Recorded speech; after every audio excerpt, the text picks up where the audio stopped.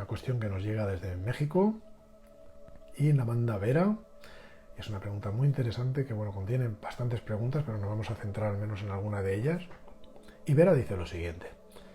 Hablando de espiritualidad, el espíritu de cada persona es diferente para cada uno. Por ejemplo, nuestro ángel es uno solo para cada ser humano y el espíritu tiene un nombre especial para cada persona.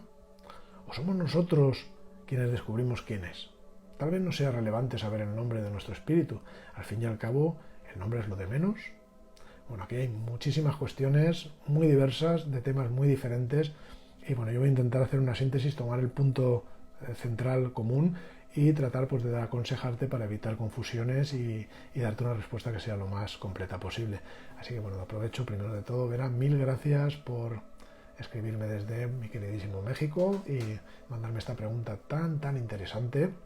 Es muy relevante, contiene muchas preguntas a la vez, pero son todas muy buenas y te agradezco de verdad mucho, ¿no?, que me preguntes todo esto, porque no hay ningún desperdicio. Y me va a dar pie para poder dar toda una serie de explicaciones muy importantes que nos van a servir para responder muchas otras preguntas.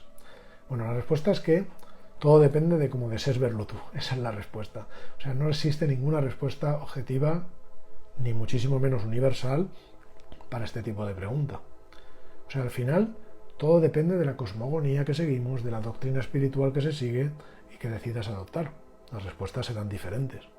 Y de hecho, mi punto de vista personal y mi recomendación, y puedes hacerlo, es llegar a adoptar tu propia visión, que no se encuentre en línea o no se haya extraído de ninguna tradición o doctrina espiritual en particular, y a la que hayas llegado tú, por tu propia experiencia interior. No obstante, yo te recomiendo eso, buscar dentro de ti, pero no dejar de lado lo que nos han legado los sabios del pasado. Nos precede una sabiduría inmensa que se pierde en la noche de los tiempos. Hay muchísimos sabios que nos han dejado un legado en ese sentido y que no se lo han sacado precisamente de la manga. Cada uno lo explica de una forma diferente, pero puede ser más velado o menos, puede ser más complejo o menos complejo, pero cuando lo trabajas, lo vas entendiendo, vas poniendo las piezas juntas, te das cuenta de que aunque las palabras sean distintas, aunque la explicación sea diferente, detrás hay una tela de fondo que es común, ¿no? Y eso lo puedes llegar a entender. Y eso te va a dar una idea, te va a poner un marco de referencia y va a hacer que las conclusiones a las que llegues estén mucho mejor encaminadas. Por ejemplo, puedes estudiar cosas como la Cábala, la doctrina secreta de Madame Blavatsky, muy interesante la teosofía, tenerla en cuenta, los escritos de Alice Bailey, las enseñanzas del ocultismo en general, el hermetismo, los filósofos griegos del pasado como Platón, filósofos neoplatónicos como Plotino, San Agustín, vamos a la Edad Media, importantísimo, en fin, podemos hacer una lista larguísima y siempre me estaría dejando algo. Esto da para una vida o para más, pero no tiene desperdicio y te ayudará a poner las cosas, un poquito las piezas en el sitio, ¿no? Yo en cualquier caso te recomiendo que no leas a quien leas, la autoridad que tenga, que sea la que tenga, cuanto más mejor, claro está, pero no des por hecho algo solo porque un sabio del pasado te lo dice. Ningún sabio del pasado te habría recomendado hacer eso. Te recomendarían precisamente que pongas en duda todo. Tienes que someter lo que aprendes a la meditación en tu interior para someterlo a tu maestro interior. El desarrollo espiritual de todos los tiempos se ha sometido a la búsqueda interior, como lo que haría un científico, pero un científico de lo interior, no de lo exterior.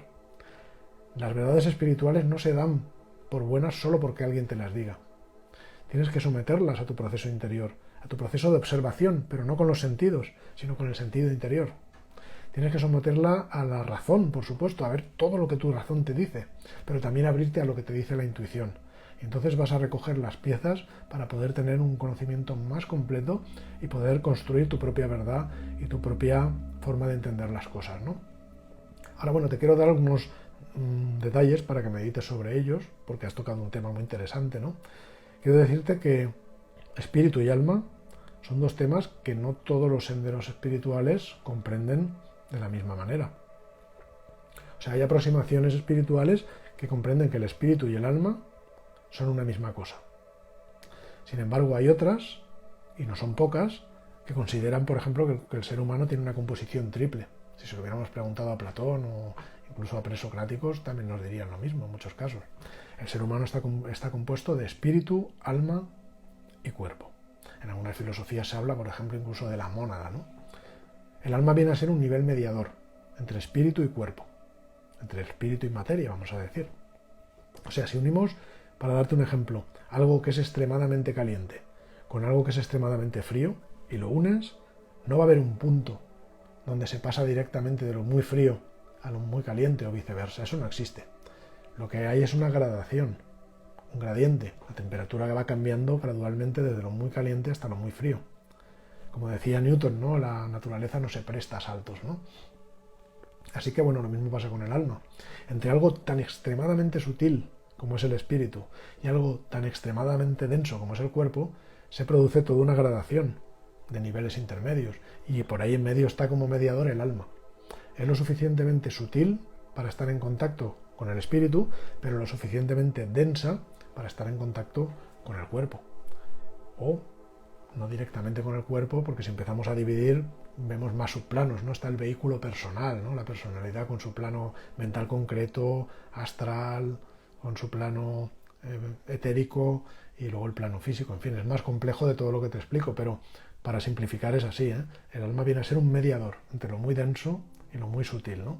Y, bueno, en algunas tradiciones, que no pocas, se considera que hay un alma que es el alma única del universo, el alma universal. Y de ese alma emanan diferentes almas grupales, entre las que está el alma humana. El alma humana está diferenciada en almas individuales. Es como si tuviera células dentro de ese propio organismo. Y lamentablemente esas almas individuales se han identificado con el vehículo inferior, con la personalidad, y han creado un sentido de separación.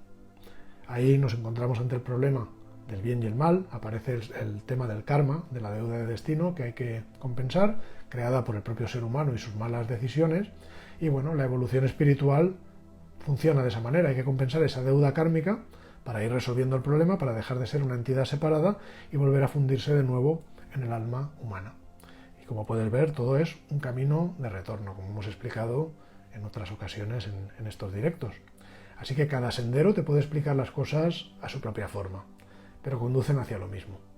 Regresar hacia el alma humana y del alma humana hacia la fuente. Para llegar hacia la fuente de regreso, ese sendero de reintegración, hay que pasar por la reconciliación de la humanidad. Hay que volver a ser ese organismo único de la humanidad.